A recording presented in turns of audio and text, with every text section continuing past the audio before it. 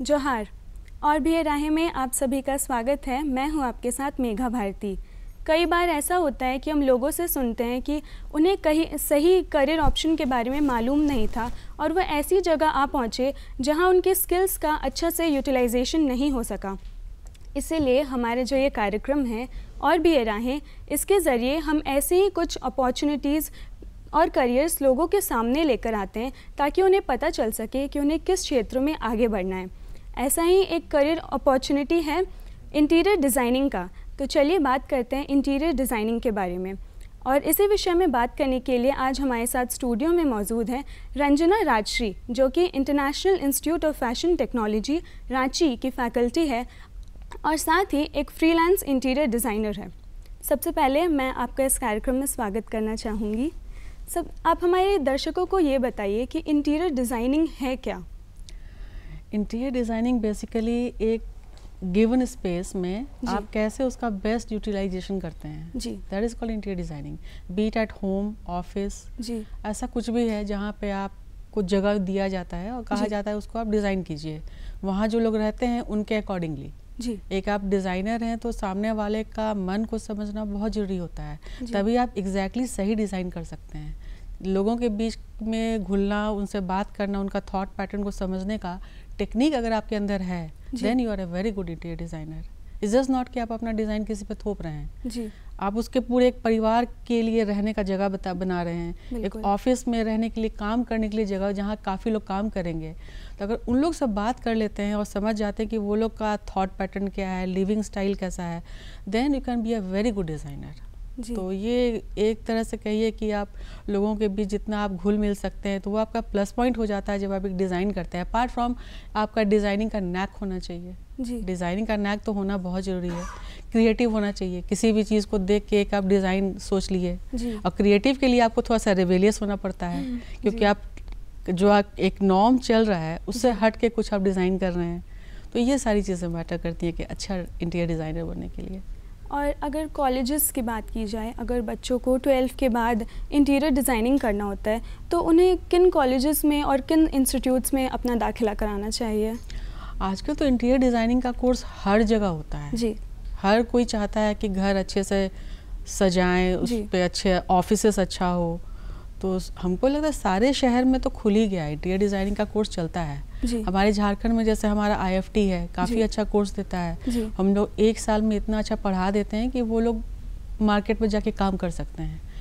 Specially अगर कोई चाहे, कोई स्पेशलाइजेशन करने के लिए चाहे, जैसे किचन में कोई करना चाह रहा है, उस पर पूरा डिटेल में जानना चाहे, कोई लाइट्स पे करना चाहे, लाइट्स का भी एक होता है फील्ड, तो ये लोग बाहर जा सकते हैं झारखंड से बाहर। दिल्ली में है, आपका सुने होंगे बॉम्बे में JJ school of arts, SNDT college Bombay, तो गढ़ है इंटीरियर डिज़ाइनिंग का।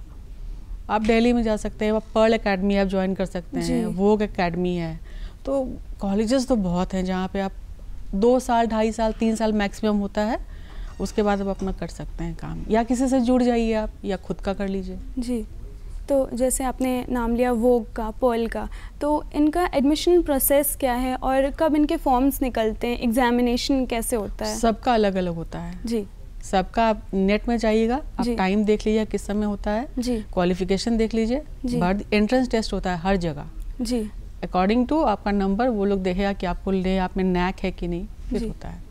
और अगर बात की जाए कोर्स फ़ी की, तो एक एनुअली कितना एक्सपेक्टेशन रखना चाहिए कि इतना बजट कितना रखना चाहिए? ये सिटी वाइज डिपेंड करता है। अगर A ग्रेड सिटीज़ है जी, तो आपका समझिए वहाँ जो भी इंस्टीट्यूट चल रहा होगा वो काफ़ी महंगा लेंगे क्योंकि लिविंग स्टैंडर्ड हाई रहता है जी। लेकिन रांची A ग्रेड नहीं आता है, ये B ग्रेड आता है जी। तो 70-80,000 में हो जाता है कोर्स। लेकिन बाहर जाइएगा तो 2-3 लाख से कम का नहीं होता, 1 साल का। अच्छा, 1 साल का बता रहे हैं। तो डिपेंड करता है आप किस जगह से कर रहे हैं, मैटर करता है वो। तो ये टोटल कितने साल का कोर्स होगा? 1 साल में सफिशिएंट है अगर आप काम करना चाहते हैं। अगर आप और जाना चाहते हैं डीप, आपके पास टाइम है, आप कुछ और जानना चाहते हैं, किसी पर्टिकुलर फील्ड में स्पेशलाइजेशन करना चाहते हैं, फिर आप 3 साल 2.5 साल लेकर चलिए, हो जाता है जी। और अगर स्किल्स की बात की जाए तो हर बच्चे में कुछ ना कुछ स्किल होता ही है, उसे और भी ज़्यादा निखारने की ज़रूरत होती है। तो जब बच्चे इंटीरियर डिज़ाइनिंग कर रहे होते हैं तो उनमें पहले से क्या कुछ स्किल्स होना चाहिए, और साथ ही जब आप लोग ट्रेनिंग करवा रहे होते हैं इस कोर्स के दौरान, तब क्या कुछ स्किल्स उनमें और भी ज़्यादा जुड़ जाती हैं? सबसे पहले तो हम लोग देखते हैं बच्चे में डिज़ाइनिंग का नैक है या नहीं। जी। एक टेबल को डिज़ाइन करने दीजिए तो उसको एक बच्चा सिंपल बनाएगा, एक थोड़ा डिज़ाइन देकर बनाता है। जी। तो डिज़ाइनिंग का उसमें एक वो होता है कि हम कुछ अलग करें, कुछ डिज़ाइन बनाएं, जी। वो होना बहुत ज़रूरी होता है। उसके बाद देखना पड़ता है कि आप कितना आप में एक लोगों से मिलने जुलने का थोड़ा नेचर है। वो जो लोग बहुत इंट्रोवर्ट होता है जी। तो वो लोग को बाद में जब वो लोग फील्ड में आते हैं उन लोग को बहुत प्रॉब्लम होता है। अगर आप क्लाइंट से बात नहीं कीजिएगा, उसको समझिएगा नहीं, तो आप डिज़ाइन कैसे कीजिएगा? तो वो भी हम लोग देखते हैं वो कितना सोशल है, कितना मिक्सिंग नेचर का है, और थोड़ा सा मैथ्स अच्छा होना चाहिए। लाइक हम लोग एस्टिमेशन, कॉस्टिंग, इसका नहीं पता रहेगा तो हम लोग प्रॉफिट कैसे करेंगे?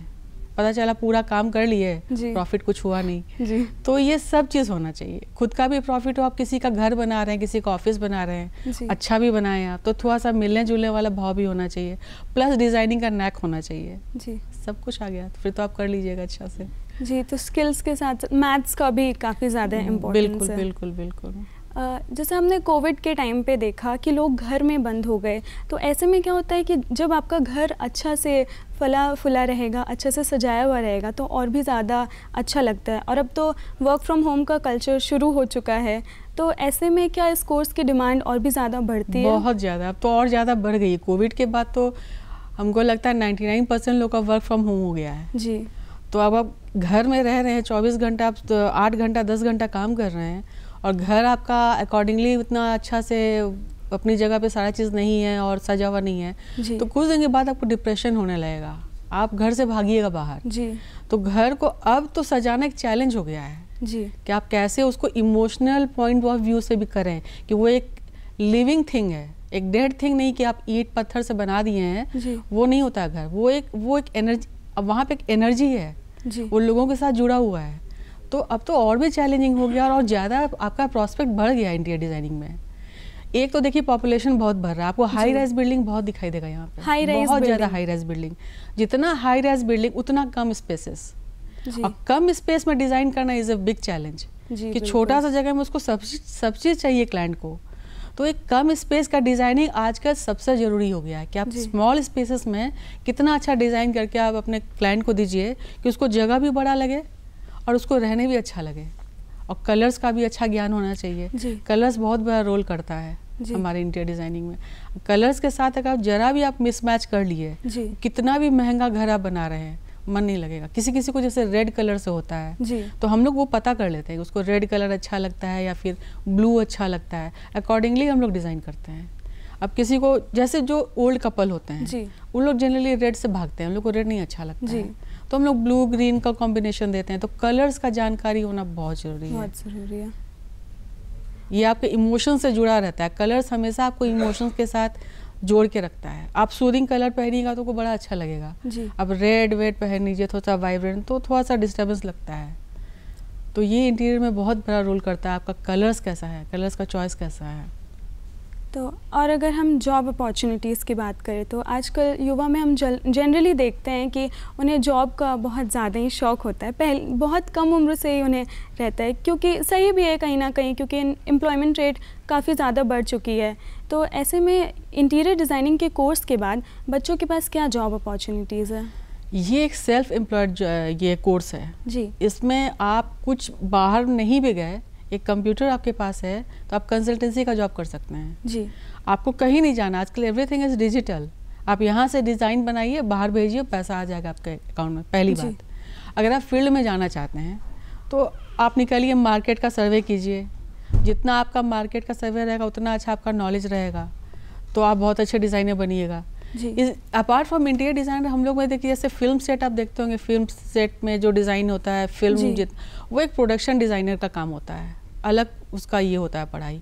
एग्जीबिशन डिज़ाइनर होते हैं जो लोग हॉल्स, गैलरीज, आर्ट म्यूजियम्स ये सब डिज़ाइन करते हैं, वो भी एक तरह का पढ़ाई होता है। एक लाइटिंग डिज़ाइनर होता है जो सिर्फ लाइट्स का करते हैं। आप बड़ा बड़ा किला इस टाइप का देखिएगा, हमारा जो हेरिटेज है वहाँ पे लाइट्स का बहुत बड़ा होता है फंक्शन, उसका अलग पढ़ाई होता है। तो इस तरह 3-4 फील्ड होता है जहाँ पे आप अपार्ट फ्रॉम इंटीरियर डिज़ाइनिंग आप ये सब काम कर सकते हैं। और एकदम बेसिक स्केल में चाहिए तो किचन एड इट इज़ बहुत बड़ा चीज़ है किचन का डिज़ाइन करना। आप किचन का डिज़ाइनर हो जाइए, सिर्फ किचन कीजिए आप जी, तो स्कोप तो बहुत है। अपार्ट फ्रॉम ऑफिस, आप ऑफिस डिज़ाइनर बन जाइए। ऑफिसेस में तो आजकल स्मॉल स्पेसेस में लोग सब चाहता है ऑफिस भी अच्छा रहे और उसमें जो लोग हैं वो लोग मतलब जब वो बात करें तो उनका डायरेक्शन भी सही रहे। तो थोड़ा सा हम लोग वास्तु इसमें करते हैं ऐड। हम लोग जब सिखाते हैं तो हम लोग नॉट इवन इंटीरियर डिज़ाइनिंग पे ही फोकस करते हैं, क्योंकि हम लोग एक घर को डिज़ाइन कर रहे हैं तो हम वास्तु एस्पेक्ट ज़रूर देखते हैं जी। कि वास्तु अगर हम बता दिए, जैसे सपोज कीजिए कहीं पे आपको ज़्यादा हेवी सामान नहीं रखना है, आपका क्लाइंट रख रहा है वहाँ पे तो वो गलती कर रहा है, तो उसको हम लोग बताते हैं कि देखिए इस जगह में आप हेवी मत कीजिए। तो हमारा डिज़ाइन भी हुआ और साथ में उसको हम बताएं कि ये घर आपको फलेगा नहीं, तो वो घर उसको फला भी, वहाँ से हटा दिया वो। तो ये तो बड़ा नोबल, बहुत ही नोबल जॉब हमको लगता है इंटीरियर डिज़ाइनिंग। आप किसी का घर में एक कहते हैं ना कि खुशियाँ लाते हैं, नॉट इवन डिज़ाइन करते हैं, उसका वास्तु भी आप ठीक करते हैं। तो इसमें स्कोप तो बहुत है, बहुत अच्छा जॉब है। तो वास्तु के बारे में और थोड़ा विस्तार से अगर आप हमें बता सके कि ये कैसे कनेक्टेड है इंटीरियर डिज़ाइनिंग से, और जब बच्चे ये कोर्स कर रहे होते हैं इंटीरियर डिज़ाइनिंग की तो क्या उन्हें साथ में वास्तु का भी ज्ञान दिया जाता है? बिल्कुल, हम लोग देते हैं, IFT में हम लोग देते हैं। ये तो बहुत इनएविटेबल पार्ट है। आप जब एक घर डिज़ाइन करते हैं, जैसे हमने पहले भी बताया कि आपको कहीं भारी सामान नहीं रखना है। जैसे नॉर्थ ईस्ट सपोज कीजिए, नॉर्थ ईस्ट हम लोग हल्का रखते हैं, वहाँ पे मेरा क्लाइंट वो हेवी सोफ़ा सेट ले आया और रख दिया, तो उन लोग को तो पैसे से प्रॉब्लम होगा, उन लोग की लेडीज़ का हेल्थ में प्रॉब्लम होगा। तो ये हम लोग उन लोग को मना करते हैं कि आपको वहाँ रखना ही है फर्नीचर, तो आप केन का लाइए। ये हम लोग स्टूडेंट्स को बताते हैं कि जब तुम लोग डिज़ाइन करने जाओगे तुम लोग ज़रूर वास्तु देख लेना पहले, और उनको बताना, उनका बात सुनना कि उनको क्या चाहिए, फिर तुम भी अपना इनपुट देना कि देखिए इस जगह में आपका किचन होना चाहिए, यहाँ पे आपका बेडरूम होना चाहिए। तो इससे क्लाइंट को बहुत फ़ायदा होता है। उसके बाद उसको वो थोड़ा कनेक्टेड फील करता है कि हम लोग सिर्फ एक पैसे के लिए काम नहीं कर रहे हैं, हम लोग आपके लाइफ को भी अच्छा करना चाह रहे हैं। तो ये तो बहुत अच्छा चीज़ है, वास्तु के साथ इंटीरियर तो बहुत ही अच्छा चीज़ है, करना चाहिए आज के डेट पे सबको जी। अगर इसी विषय पे बात कर रहे हैं तो क्या होता है कि मेट्रोपॉलिटन सिटी में जो लोग रह रहे होते हैं और आम जो दूसरे सिटीज़ में रह रहे होते हैं उनके लाइफस्टाइल में एक अंतर दिखता है, और साथ ही उनके घरों में भी एक अंतर दिखता है। तो क्या दोनों जगह पर इंटीरियर डिज़ाइनर का जो एक रोल होता है क्या वो डिफरेंट होता है? हाँ बिल्कुल होता है। जैसे बाहर में आप रहिए, इतना भागम दौड़ का लाइफ होता है, तो जब वो लोग घर वापस आते हैं या उनका ऑफिसेस भी जो होता है वो बहुत सूदिंग चाहते हैं। तो वहाँ पे वाइट कलर का जो डल कलर होता है ना, वो उसका इंग्लिश कलर्स का यूज़ बहुत ज़्यादा होता है। वहाँ जनरली वो लोग रेड ये सब से भागते हैं। अब जैसे हमारा इंटीरियर डिज़ाइनिंग इंस्टीट्यूट है, तो हमारे यहाँ तो कलर्स का पूरा ही काम ही होता है। तो हम लोग रेड, ब्लू, ग्रीन कुछ भी लगा लेते हैं, तो वो वाइब्रेंट होता है, बच्चे एकदम जोश में रहते हैं, काम करते हैं। Depend on the character of your work जी, आप कैसा काम करते हैं वैसा ही हम लोग डिज़ाइन करते हैं, वैसा ही कलर्स का होता है यूज़। तो मेट्रोज़ में बहुत ज़्यादा टेंशन रहता है, तो वहाँ पे लोग थोड़ा सा डल कलर चाहते हैं, सूदिंग कलर चाहते हैं। अब जहाँ पे उतना ज़्यादा स्ट्रेस नहीं है तो लोग वाइब्रेंट कलर चाहते हैं कि लाइफ में थोड़ा सा कुछ कलर्स आए, कुछ अच्छा लगे। हाँ, तो ये होता है, ऐसे होता है डिज़ाइनिंग। आपने इंग्लिश कलर्स नाम मेंशन किया था, तो उसके बारे में अगर आप हमें इंग्लिश का हर कलर का जो डल रूप होता है, जैसे आप रेड का ले लीजिए तो उसका डल में एकदम वो आपका पिंक कलर जो आता है एकदम वाइट मिला हुआ पिंक होता है। डल कलर्स में जो बहुत ज़्यादा आपको आँख पे लगे नहीं, soft colours, those are English colours. जो एकदम वाइब्रेंट कलर्स होता है वो नहीं होता इंग्लिश कलर्स। वो फिर जनरली आपको डिस्को में मिलेगा वैसा कलर्स, क्योंकि आपको वैसा एनर्जी वहाँ चाहिए होता है, लेकिन आपको ऑफिसेस में वैसा नहीं चाहिए होता। डिपेंड करता है आप कैसे जगह में काम कर रहे हैं। घर एक आपका सूदिंग जगह होता है, वहाँ भी आप नहीं चाहिए कि राइट ऑफ कलर्स हो। जितना सूदिंग, जितना पीसफुल होगा उतना अच्छा लगेगा। तो वहाँ जब हम लोग डिज़ाइन करते हैं तो हम लोग देख कर करते हैं कि हम लोग कहाँ कर रहे हैं डिज़ाइन। जी, आजकल हम लोग देखते हैं रेस्टोरेंट्स, कैफ़े, इनमें भी काफ़ी ज़्यादा अच्छी तरीके से सजाया होता है, सब कुछ बहुत प्लान्ड तरीका होता है। तो क्या उसमें भी कुछ ऑप्शंस होते हैं बच्चों के पास? बिल्कुल, आजकल आप देखिएगा कुछ रेस्टोरेंट में आपने मार्क किया होगा, शीशे का बहुत यूज़ होता है जी। आप किसी भी जगह में शीशा बहुत यूज़ कर रहे हैं तो वो जगह, जैसे आपको शीशा पर खाने को रिफ्लेक्ट कर रहा है जी, तो उस जगह से रेस्टोरेंट में अगर शीशा का आप यूज़ कर दिए तो वहाँ पे जो कस्टमर्स आते हैं वो रुकेंगे ही नहीं, इतना वो बिकेगा। जी। कोई भी चीज़ शीशा में जो रिफ्लेक्ट होता है ना वो बढ़ता है जी। ये एक छोटा सा पॉइंट बता रहे हैं। जब हम लोग इंटीरियर करते हैं और रेस्टोरेंट में करते हैं तो हम लोग जनरली यही उन लोग को आइडिया देते हैं कि आपका जो खाने का सामान है उसको रिफ्लेक्ट कराइए। तो डिज़ाइन का डिज़ाइन हो गया, फ़ायदा हो गया उसको जी। तो इसीलिए हम लोग रेस्टोरेंट में बहुत खास ख्याल रखते हैं इस चीज़ का, प्लस कलर्स का भी रखते हैं। अगर वहाँ पे यंगस्टर्स लोग आ रहे हैं तो उन लोग को तो कलर्स चाहिए होता है। देखते हैं कि आपके यहाँ पे कैसा फुटफॉल है जी। यंगस्टर्स लोग ज़्यादा आते हैं कि कपल्स आते हैं या फिर ओल्ड पीपल है, तो अकॉर्डिंगली हम लोग डिज़ाइन करते हैं कलर्स के लिए, फर्नीचर्स के लिए। यंगस्टर्स तो कैसे भी मतलब थोड़ा सा मेटलिक कुछ भी चेयर बना दिए तो वो लोग अपना बैठ जाते हैं, लेकिन जहाँ पे कपल्स आते हैं, फैमिली आती है, उनके लिए हम लोग वुडन चेयर्स, थोड़ा सा कंफर्टेबल जो होता है सेटअप, वो हम लोग देते हैं जी। और जैसे कि आपने बताया कि कैटेगरीज़ होती है काफ़ी सारी, कोई कलर पे कर सकते हैं या फिर और भी जो कैटेगरीज़ के बारे में आपने बताया, तो उन कैटेगरीज़ में कैसे लोग कोर्स कर सकते हैं? जैसे एशियन पेंट्स वाले काफ़ी लेते हैं। एशियन पेंट्स में हमारी एक स्टूडेंट है, काम कर रही है। जैसे अब हम लोग कलर्स के बारे में पढ़ाते हैं तो कलर्स का एक अलग चैप्टर ही होता है, एक अलग कोर्स होता है। तो अगर आप कलर्स के बारे में जानते हैं कि कलर्स कौन सा कलर कब लगाना चाहिए, तो आपको पेंट्स वाले ले लेते हैं, एब्जॉर्व कर लेते हैं। उन लोगों को पता रहता है कि अभी मार्केट में कौन सा कलर लाना है, कौन सा कलर लोग पसंद कर रहे हैं जी। वैसे ही किचन वाला आप बताए थे, किचन का अगर आपको जानकारी है किचन कितने तरह का किचन होता है जी। तो आप किचन पे एक स्पेशलाइजेशन कर सकते हैं। आप लोगों को बता सकते हैं कि इस स्पेस पे इतना बड़ा किचन अच्छा लगेगा, छोटा बनाइए या बड़ा बनाइए, वो आप बता सकते हैं। वैसे बाथरूम का डिज़ाइन होता है, आजकल लोग बाथरूम डिज़ाइनर भी होते हैं, तो हर स्पेस का होता है। एक बाथरूम का भी देखिएगा अलग से टाइल्स आता है, उसको भी लोग आजकल डेकोरेट करते हैं। तो बाथरूम का होता है, लिविंग रूम का होता है, बेडरूम का होता है, सबका अलग अलग आप स्पेशलाइजेशन कर सकते हैं। ऑफिस का भी होता है जी। ऑफिस का अलग होता है, उसका तो खैर होम से अलग चलता है, तो ऑफिस का भी आप सीख सकते हैं, उसका भी स्पेशलाइजेशन कर सकते हैं। तो एक इंटीरियर डिज़ाइनर का जो काम होता है वो घर बनाने के पहले का होता है या उसके बाद भी, या फिर दोनों ही समय उन्हें रहना चाहिए? नहीं, जहाँ आर्किटेक्ट ख़त्म करता है वहाँ से इंटीरियर शुरू करता है जी। आर्किटेक्ट ने घर बना के आपको दे दिया जी। अब उस घर को, उस पूरे मकान को घर बनाना है जी। इनफैक्ट वो लोग मकान बना के देते हैं, हम लोग उन लोग को घर देते हैं बनाकर, सजा कर एक सुंदर सा एक जगह देते हैं जिसमें वो एक परिवार आकर रहता है और उसको अच्छा लगता है, वो फलता है वहाँ पे। तो इंटीरियर का काम आर्किटेक्ट के बाद होता है जी। और अगर बेनिफिट्स की बात करें तो इस कोर्स को करने से बच्चों को क्या बेनिफिट्स मिलती है? सबसे पहली बात कि आप खुद का अपना जॉब कर सकते हैं जी। दूसरा, आप किसी सीनियर इंटीरियर के साथ जुड़ गए, कुछ दिन सीख लिए जी, तो आप एक ऑफिस उनके यहाँ भी काम कर सकते हैं, वो लोग ले लेते हैं। जब आप एज ए इंटर्न जाते हैं और आप उनको दिखाते हैं कि हम ऐसा काम कर सकते हैं, मेरे में नैक है और मैं इतने हार्ड वर्किंग हैं, तो आप एब्जॉर्ब हो जाते हैं वहाँ पे। और तीसरा है कि आप बाहर चले जाइए, बाहर में भी इंटीरियर का बहुत स्कोप है। हर जगह आजकल बिल्डिंग्स बन रही, पॉपुलेशन हर जगह बढ़ रहा है बिल्कुल, तो आजकल हर जगह आपको इंटीरियर डिजाइनिंग का बहुत ज़्यादा डिमांड है। कनाडा चल जाइए, यूएस चल जाइए, कहीं भी चल जाइए, आप स्कोप इसका बहुत है। आप में बस वो टैलेंट होना चाहिए, आपको हार्ड वर्किंग होना चाहिए। आप इनिशियली अगर आप हार्ड वर्क किए, अच्छे से सीख लिए हर चीज़ को, sky is not the limit, फिर तो आप बहुत अच्छा काम कर सकते हैं। और अगर हम इंटर्नशिप की बात करें तो बच्चों में आजकल ये भी एक हो गया है कि पहले से ही उन्हें सीखने की इच्छा होती है, वो इंटर्नशिप करने में लग जाते हैं।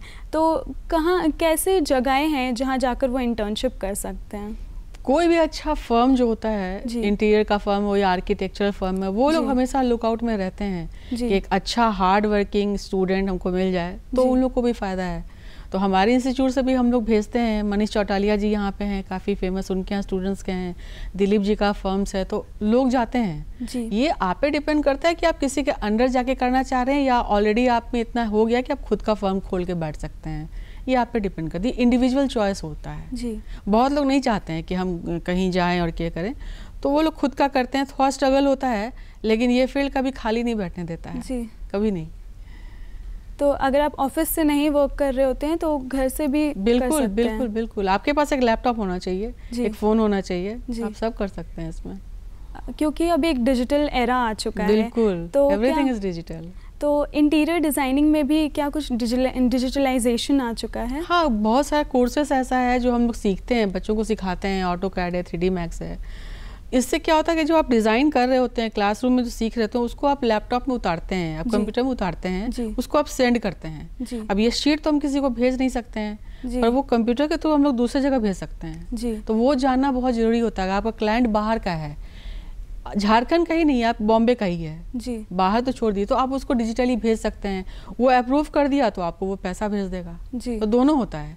अगर आप जिस जगह में काम कर रहे हैं वहाँ तो ठीक, आप जाके बता दिए, अपना खुद का स्केच दिखा दिए। अगर आप बाहर का काम कर रहे हैं तो आपको डिजिटली अवेयर होना बहुत ज़रूरी होता है, लोग सीखते हैं।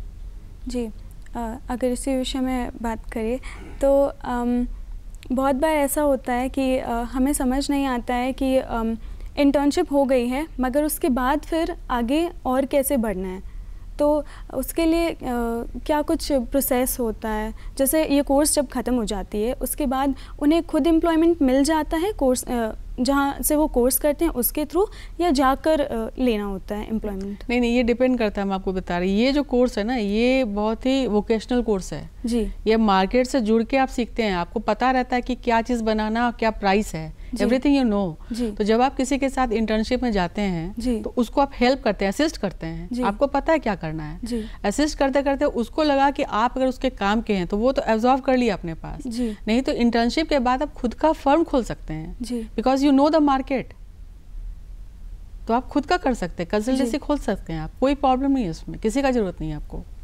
और अगर सब्जेक्ट्स की बात की जाए तो बच्चों को कौन सी सब्जेक्ट्स पढ़ाई जाती है इस कोर्स के दौरान? इंटीरियर से रिलेटेड हर चीज़, घर के बारे, बिल्डिंग के बारे, कलर्स के बारे, कैसे हम लोग कॉस्टिंग, एक हम लोग सिखाते हैं, एस्टिमेशन सिखाते हैं, जिसमें हम लोग किसी क्लाइंट को कुछ अगर बताते हैं तो हम लोग को पता रहता है क्या कॉस्ट आएगा उसका, तो कॉस्टिंग का एक अलग पेपर होता है जी। कोई भी चीज़ जब हम लोग डिज़ाइन करते हैं तो उसको विजुअलाइज करना बहुत ज़रूरी होता है, पहले से हम लोग को पता होना चाहिए हमारे दिमाग में कि हम लोग क्या बना रहे हैं, फिर हम लोग उतारते हैं, तो डिस्प्ले का एक पेपर होता है जो ऑलरेडी हम लोग सोच चुके होते हैं, उसको हम लोग उतारना है। These are the things. Furniture design is a very important aspect, वो तो हम बोलना ही भूल गए, फर्नीचर डिज़ाइन तो इसका इनएविटेबल पार्ट है, ये एक अलग फील्ड है जी। आप अगर इंटीरियर डिज़ाइनिंग के रूप में कहीं फर्म में नहीं भी ज्वाइन कर रहे हैं, आप एक फर्नीचर का शॉप खोल के डिज़ाइन कर सकते हैं, सिर्फ फर्नीचर, एक से एक फर्नीचर बनाइए और बेचिए, आप सेल्फ एम्प्लॉयड जॉब है ये। तो क्या इंटीरियर डिज़ाइनर जो होते हैं वही फर्नीचर डिज़ाइनर भी होते हैं? कर सकते हैं, अगर वो चाहें तो वो भी कर सकते हैं। इंटीरियर डिज़ाइनिंग में ये सब चीज़ सिखाया जाता है। अब ये आप पे डिपेंड करता है कि आप कलर्स इस पे का कोर्स करके आप किसी पेंट्स को ज्वाइन करें या फर्नीचर का दुकान को ज्वाइन करें, फर्नीचर में आपको ज़्यादा अच्छा है, या फिर आप जनरल रहिए, आप सब कुछ डिज़ाइन कीजिए, ये आपके ऊपर है। जी। तो क्या कुछ फैसिलिटीज़ दी जाती है बच्चों को जब वो कोर्स कर रहे होते हैं? तो हम लोग जैसे मार्केट सर्वे बहुत कराते हैं जी, बहुत ज़्यादा मार्केट सर्वे। सब उसके एक टॉपिक उठाइए, वुड के बारे पढ़ा रहे हैं जी, तो वुड का बारे जब पढ़ाते हैं पूरा बता देते हैं, वुड ऐसे ऐसे किताब में जितना भी रहता है, फिर हम लोग भेजते हैं मार्केट, जाके आप लोग देखिए वहाँ क्या क्या वुड का चल रहा है काम अभी जी, विनियर, माइका, बोर्ड, जितना भी तरह टीक वुड जो भी है, जब बच्चा मार्केट जाता है तो उसको पता चलता है अच्छा ये वुड का अभी काम चल रहा है, ये प्राइस इसका और ये डिमांड है जी, इससे बेड बनेगा, इससे अलमीरा बनेगा, क्या बनेगा उसको पता चलता है। जब आप डिज़ाइन वापस आके जब डिज़ाइन कीजिएगा तो आप वो ध्यान में रख के कीजिएगा कि टीक को तो आप किसी भी तरह से शेप दे सकते हैं, वो तो टीक ऐसा एक लकड़ी होता है जिससे आप आर्टिफिशियल का कुछ भी चीज़ बना सकते हैं, जो आप डेकोरेटिव पीसेस जो बनाते हैं टीक से बहुत आराम से बना सकते हैं। तो जब बच्चा डिज़ाइन कर रहा होता है तो उसको पता रहता है किस लकड़ी पे हम काम कर रहे हैं, ताकि जब वो कारपेंटर को बोलेगा कि इसको आप काट के ऐसे बनाइए तो इजी होगा, नहीं तो वो बोल दिया कोई टफ सा लकड़ी और तो कारपेंटर को काटते काटते मुश्किल हो जाएगा। तो market survey is the must interior designing में। फील्ड का नॉलेज होना आपको बहुत ज़रूरी है, अपार्ट फ्रॉम आपका डिज़ाइनिंग स्किल जो आप पेपर में डिज़ाइन करते हैं। जी, तो बच्चों को थ्योरी के साथ साथ प्रैक्टिकल भी काफ़ी ज़्यादा कराया जाता है। बहुत ज़्यादा। जी, तो जैसे आपने बताया कि डिज़ाइनिंग करना होता है, ड्राइंग भी करना होता है, तो जो बच्चे ड्राइंग में इंटरेस्टेड होते हैं या काफ़ी अच्छे होते हैं ड्राइंग में, क्या वो भी इंटीरियर डिज़ाइनिंग को चुन सकते हैं? बिल्कुल कर सकते हैं, जो बच्चे अच्छे होते हैं डिज़ाइनिंग में वो बहुत अच्छा करते हैं जी। उनको थोड़ा सा बस गाइडेंस चाहिए होता है कि इस डिज़ाइन को थोड़ा सा ऐसे इम्प्रूव कर दो जी, बहुत अच्छा। जिनका डिज़ाइनिंग का स्किल होता है ना वो लोग बहुत अच्छा करते हैं जी, लॉन्ग रन तक वो लोग करते हैं और इस फील्ड पर टिके रहते हैं। और क्या कुछ आप हमारे दर्शकों को बताना चाहेंगे इंटीरियर बताना ये चाहेंगे कि जैसे हम लोग इंटीरियर डिज़ाइनिंग जब करते हैं इसमें एक नया एस्पेक्ट हम लोगों ने ज्वाइन किया है IFT में, वो है वास्तु। जी, पहले हम लोग ने कहीं देखा नहीं कि कोई इंटीरियर में वास्तु सिखाता है जी। हम लोग का ये मानना है कि जब आप किसी का घर डिज़ाइन करते हैं उसमें एक परिवार रहता है, किसी का ऑफिस डिज़ाइन करते हैं वो बंदा वहाँ काम करता है जी, तो उसको कुछ ऐसा गाइडलाइंस दिया जाए कि वो जगह उसको फले जी। वो जिस जगह को एक सोच रहा है कि मेरा ऑफिस और मेरा घर है, वो फलना भी तो चाहिए जी। तो हम लोग उन लोग को फ्री में बताते हैं वास्तु, अपार्ट फ्रॉम हम लोग डिज़ाइनिंग के, ये हम लोग फ्री में सिखाते हैं और बोलते भी कि तुम लोग इसका पैसा मत लो, क्योंकि तुम किसी का लाइफ अच्छा कर रहे हो, एक डॉक्टर से कम नहीं है। डॉक्टर जो आपको एक जान देता है, हम लोग भी किसी को लाइफ देते हैं, किसी को खुशी देते हैं इनफैक्ट। तो ये हम लोग का खुद का एक इनोवेशन कहिए, जो कहिए कि हम लोग इंटीरियर में वास्तु सिखाते हैं जी। वास्तु का सारा जो बेसिक इनपुट्स होता है वो हम लोग सब सिखाते हैं। तो ये सिखाना चाहिए, आज का ये नीड है जी। आजकल आप देखिएगा बहुत सारा घर है जो खाली पड़ा हुआ है जी। हम एक जकार्ता इंडोनेशिया के बारे में बात कर रहे हैं, एक जकार्ता गए थे तो वहाँ हम ऐसे घूम रहे थे, घर देख रहे थे जी।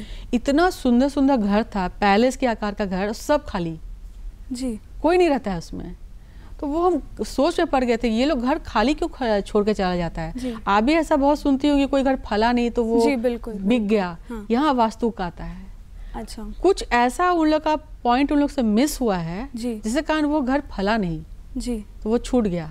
इतना मेहनत से इतना आदमी अपना पूरा जमा पूंजी लगा के घर बनाता है जी। और जब वो फलता नहीं है, आप सोच सकती हैं क्या बीतता होगा। तो हमारे स्टूडेंट्स अगर उनको वो पहले बता दें तो सोचिए कितना अच्छा काम करते हैं, रहते भी हैं वो, उनका घर फलता भी है, ऑफिस उनका अच्छा चलता है।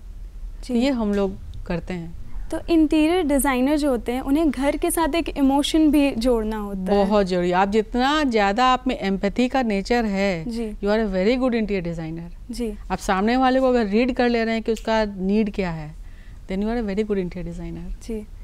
रंजना जी, आज आप हमारे साथ जुड़ी और काफ़ी अच्छा डिस्कशन रहा, काफ़ी कुछ हमें इंटीरियर डिज़ाइनिंग के बारे में जानने को मिला। हम आशा करते हैं कि हमारे दर्शकों को भी interior designing as a course के बारे में बहुत कुछ मालूम हुआ होगा।